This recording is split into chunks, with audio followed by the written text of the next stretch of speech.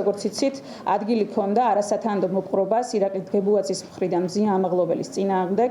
ამასთან დაკავშირებით ჩვენ მიმართული ჰქონდა სპეციალური საგამოძიებო სამსახურისთვის და ვითხოვდით გამოძიების დაწყებას მზია ამაღლობელისთვის დაზარალებული სტატუსის მინიჭებას. ამ დროისთვის, რაც იკვეთება, გამოძიება არაეფექტიანად მიმდინარეობს. გამოძიება არ მიმდინარეობს სწორი კვალიფიკაციით, ნაცვლად სისხლის სამართლის კოდექსის 154 ტერცია მუხლისა, რაც არის დამამცირებელი და არაადამიანური მოპყრობა.